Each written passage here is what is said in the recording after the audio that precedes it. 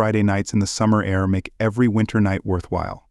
Where I live, neighborhood parties happen about once a month during the winter months, but in the summer it happens every other Friday night, and more often than not, a lot of people gather. This has prompted the teenage girls who live in the neighborhood to start a very successful babysitting business, and all the kids, both young and old, have been happy to have their parents away for a few hours. The parties go from house to house, and about once a year we have what we call a progressive dinner party, where 5 families get together to organize a dinner, and each course is served at a different house. The party spends 40 minutes in one house enjoying food, drinks and conversation, and then everyone moves on to the next house in the next course. The last course is coffee and dessert, and it's a good thing we all live within walking distance of the last house. It takes the load off one family and it's a lot of fun. The rest of the parties alternate in the usual way, house to house, host to host, and each party is a little different. Our congregation is diverse, and that is a blessing. Some of us stick to traditions. We fire up the grill, put on some burgers and sausages, make some salads and side dishes, and everyone dives into the food. At least I make sure there's a good selection of all sorts of condiments and stuff to go with the meat. Karen and Bob Jackson, however, really like to make their own kebabs. They have a smokehouse dedicated to it, and their parties are legendary. The pastels are of Indian descent, and they make the best chicken. Vindaloo aloo gobi, lentils and various curries you can find anywhere. For the past 2 years, Darren and Michelle Stevens have been cooking the best grilled 3-bond steak and roasted corn on the cob I've ever tasted, and serving it with 2 different house beers. Pat and Steve Elliott are vegetarians, but when they host, no one misses the meat dishes. I don't know what they do with those vegetables, but every bite is an individual treat. Then there's Marie and Henry Benedict. Henry loves fish. He can grill fish 10 different ways, and you want to get a piece of each kind he cooks. In all, about 24 families gather at our community parties. Some families have pools in their backyards, and there is dancing, discussing, and gossiping as usual. It's a great community, and I like the people here. Well, at least I like most of them. I could do without Frank Baxter. I disliked Frank as soon as I met him. He had this smug demeanor and a smirk that said, "I'm one step ahead of you." I thought that at the first opportunity Frank would clean out my pocket, but it turned out that at the first opportunity he would steal more than just my wallet. I wasn't alone in my dislike of Frank. Most of the men disliked him, and behind his back we called him Baxter. He was the only guy we regularly called by his last name. What annoyed us was that the wives seemed to like him. That was the way it was with wives, at least with our wives. They never seemed to have a bad word to say about anyone. I'd say a bad word about him and she'd just reply, "Oh Jim, just get over it, he's not that bad." I had known Julie for 12 years. We had been married for 8 years, and that comment was the only time in our entire marriage that I felt uncomfortable in our relationship. Baxter was a predator. It was the middle of May, and we were gathered at our house. Steaks and potatoes were grilling on 2 grills, and asparagus and assorted vegetables were roasting in the oven. Salads were waiting in the refrigerator. There were about 16 couples. The rest were on vacation or other reasons. Steve was working behind the bar. A few steps away from the grill I laid out horseshoes by which you can always tell who's had too much to drink. Music was playing from the speakers in the back windows, and everyone was having a great time. As always, the guys gathered around the grill, going from one grill to another, from bar to horseshoes to dancing in the yard, discussing the business of the day. Actually, we never used the word affairs, but I began to notice that every married man cast a casual glance in Baxter's direction. Baxter never socialized with the men at the grill. He never had anything to say to his husbands. He was always with his wives. They'd laugh at the nonsense he sold, and he'd ask them to dance. Baxter never missed a slow song, and always approached a man's wife before her husband. We had a fox in the henhouse, or maybe he was just a skunk. That evening, the conversation over the grill turned to crime. There had been several break-ins within a few blocks of us, and a car had been vandalized overnight in one of the neighborhoods, so we felt crime was coming at us as well. Things came to a head when Henry told the 6 of us gathered around the grill at that moment that he had been called to jury duty. Some guy was being tried for breaking into houses in the middle of the night while families slept. We looked at each other and thought the same thing. This guy must have had a gun to be so brazen. Henry then told us that the defendant had a bracelet on his ankle that was clearly visible because the pant leg of his pants didn't cover it when he sat down. If our attention had not been riveted before, it was now riveted. We started talking about the neighborhood watch. Some of the men decided that we should take turns walking or driving around the neighborhood in the middle of the night, but that didn't resonate. Everyone agreed that it would be too easy for someone to slip past us, get in and out of the house, and we wouldn't detect them. Then we thought about home security systems and we liked the idea, but they are expensive and each of us is on our own. Some of us eventually agreed to that, but most of us didn't. Then I suggested a stray idea. Thieves probably scour the street before picking a target. What if we buy a bunch of those little 1-inch surveillance cameras? They could be made to take a picture every few seconds, and the rotating buffer would last for days and the batteries even longer. We could Velcro them to the exterior window casings on the second floor so they can monitor the exterior of our homes. That way, we can keep an eye on each other, and if anyone notices anything suspicious, they can alert the others. There was a brief pause and then we all looked over to Baxter. We don't need to tell everyone what we're doing. We don't need to make the wives worry. Unnecessarily, it was Henry again. Baxter danced a slow song with Marie. We ended the discussion by talking about motion detectors, outdoor lighting and guns. Fortunately, my neighbors are mostly gun-averse, and I don't think the idea caught on. Nevertheless, I made a mental note to myself not to walk through my neighbors' backyards without alerting them. That same night, I ordered 4 of them to experiment with. After a week I realized they were working and ordered another dozen to get started. I told myself that this was just a little toy to play with. If I was being truthful, I would admit that I didn't want my wife to know about it. I didn't want either wife to know. Baxter bothered me, and I think other husbands my fear was playing in my head, and I knew I had to get it under control. Julie hadn't given me a single reason to doubt her.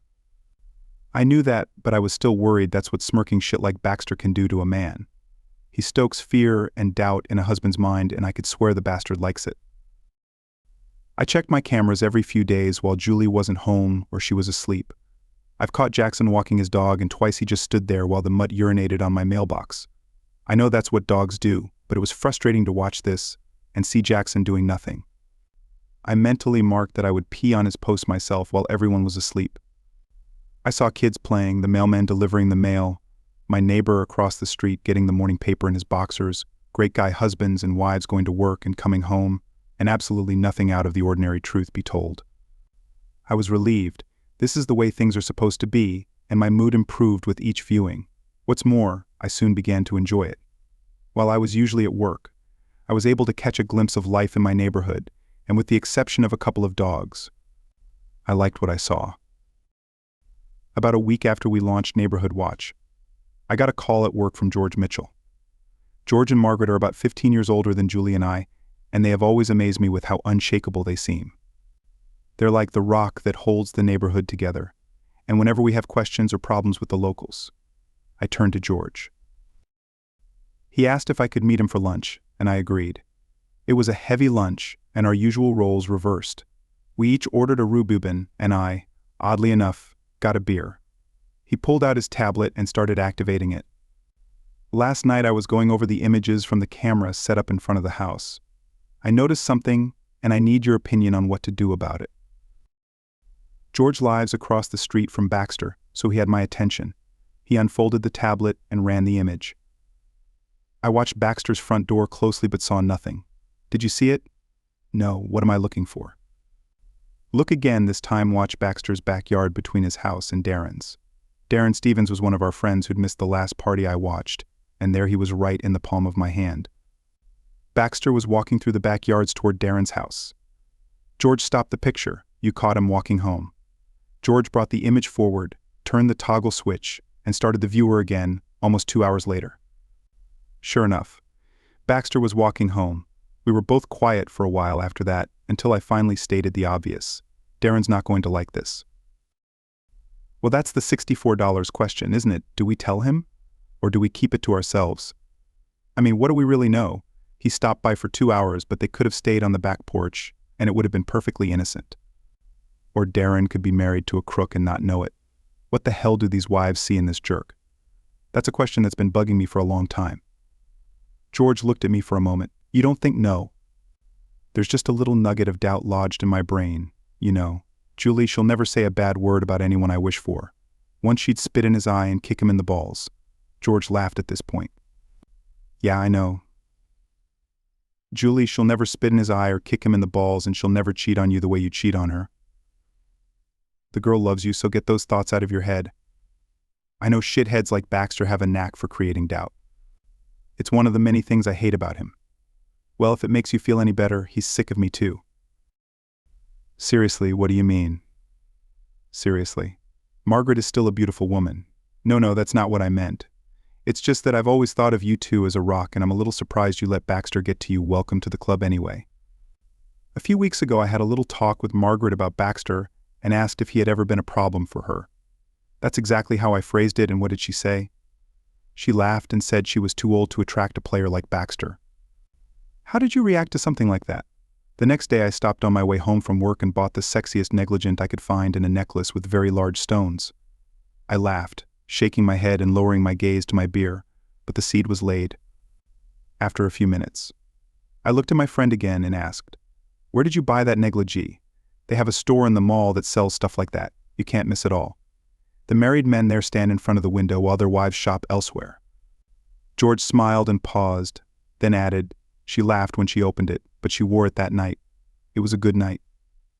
I took George's advice, and 2 evenings later handed Julie 2 boxes carefully packed by the saleswoman. The rocks may not have been as big as what George could afford, but the plush toy was a dream. Her reaction was not much different from Margaret's. "What did you do? What do you mean? What did I do? 8 years, and this is only the second time you've given me something like this." She picked up a plush toy with a pair of scissors, and the first time was on our honeymoon. "I just wanted to do something nice for my wife. I wanted to say and love you somehow. That's all." She smiled but didn't believe anything. "Did it have anything to do with those little cameras you installed outside the house?" "Damn no, well, maybe a little indirectly. But I really wanted to show you that I love you very much and am more grateful for you than I can say to that I received a meaningful kiss. I love you too. So what's up with the cameras?" God, she was like a dog with a bone. "It started out as a high-tech neighborhood watch, but I'm afraid it's turned into something else." She just sat there looking at me. "We think we caught Baxter screwing around with one of the neighbors' wives." I responded with shock, followed by a fair amount of anger. "And you thought I might be no, never. But you had your doubts." "I was afraid I never doubted you, but I know that ass shows game and I think he got in my head." She looked at me sadly, then kissed my lips lightly, rubbed my cheek and said, "Get your head out of your ass. Daniel, I am your wife past, present and always got it. I thought nothing could be as satisfying as having her. Take that awful weight off my shoulders." That night she put on the plush toy I'd bought for her, and it turned out I could feel even better. Later the next day it occurred to me that I had blabbed to Julie. Honestly, I didn't know if that was good or bad. I'd never told her who we suspected, and it struck me that she hadn't asked. I didn't know what it meant, if it meant anything at all. Maybe she didn't want to know. In the end, it didn't change anything, and the cheating continued. I guess she hated cheaters as much as I did. 2 days after I gave Julie the plush toy, she was planting annuals in our front garden. My camera caught Baxter walking up to her. I couldn't hear what she said, but about a minute later she was already hitting him in the chest with a shovel. Even without sound, you could tell she was offended. I decided a camera was the best $35 I'd ever spent, and the next day I picked up some brochures about cruise ship vacations. We never went on the cruise. Julie insisted that we take the kids to Disneyland instead. It turned out to be a lot more fun than I had envisioned, and the kids had a lot of fun. She told me that in the past Baxter had been delicate in his inappropriate remarks, but that day he was acting more brazenly for some reason. She suggested that he had mistaken her willingness to ignore his remarks for acquiescence. He would not make that mistake again.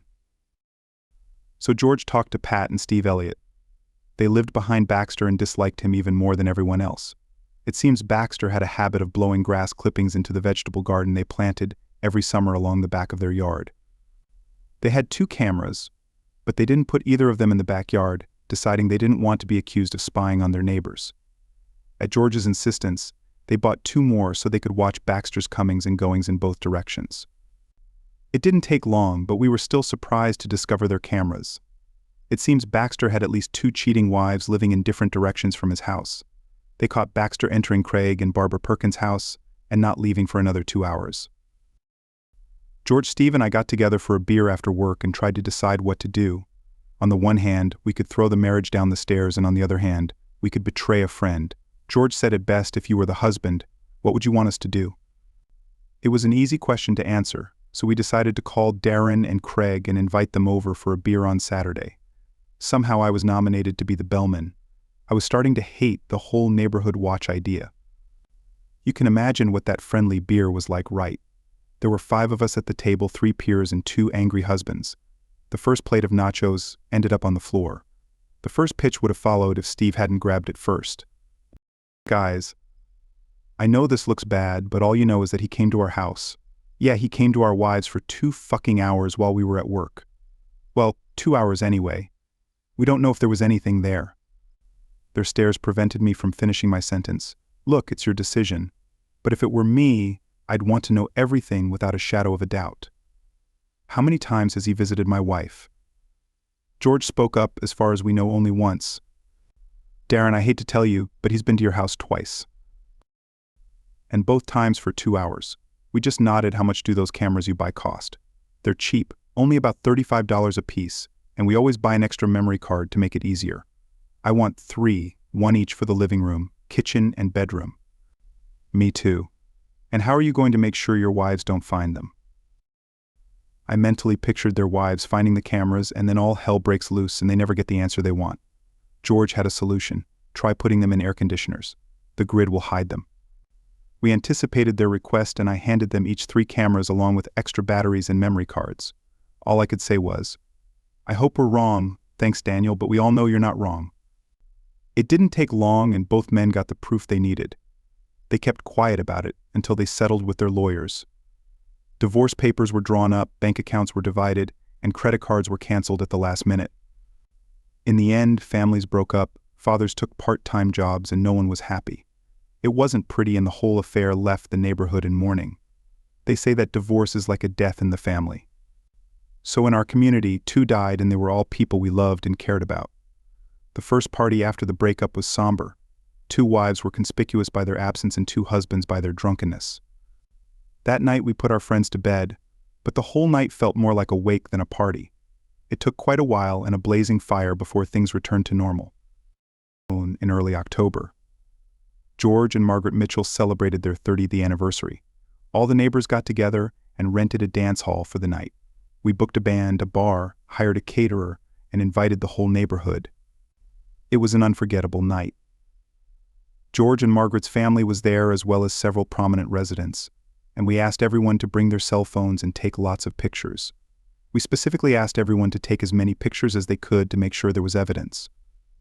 I mean, documentation of this happy event. All the mini cameras were taken from the windows and spread around the room. Then, while we were all celebrating, Frank Baxter's house burned to the ground. Baxter was out of town and all of his neighbors were at the party. By the time everyone noticed the fire, it was too late for the fire department to save the structure. The arsonist was never caught. Frank sold the house and moved away. No one missed him. Craig rented a 2-bedroom apartment nearby, and he and his ex-wife take turns living in the house with the kids. They're doing well. Darren and Michelle didn't have kids, so they sold their house. She moved away, and he stayed close by. About a year later, both men started dating and are still dating today. They have not remarried but seem to be regaining the life and joy they once knew. Julie runs into Barbara from time to time and tells me that Barbara is full of remorse. She says that Baxter was never worth the price she paid. It's unlikely that anyone would disagree with her, but some things can't be fixed, no matter how much you'd like them to be. In the months that followed, the company that created the many cameras sold them to many homeowners in my neighborhood. I'd like to think they were all purchased for home security, but truth be told, as divorces went through, the neighborhood watch phase took on a different meaning. There were no more divorces after Baxter left, and I'd like to think that means there were no more cheating spouses, but I know the national statistics as well as anyone, and they seem to indicate otherwise. It turns out that Neighborhood Watch did achieve its original goal after all. When we started comparing surveillance from different cameras, we noticed the same car driving slowly through the neighborhood. And eventually the driver and passenger of that car were seen walking along the property line behind homes. We called the police, told them what we had, and the 2 men were arrested. This allowed the police to find some items stolen from other homes, and the 2 men were brought to court. In the end, the 2 crooks were caught, 2 families were destroyed, and the 2 thieves were brought to justice. Sometimes I wonder if those little cameras were a bargain or just terribly expensive.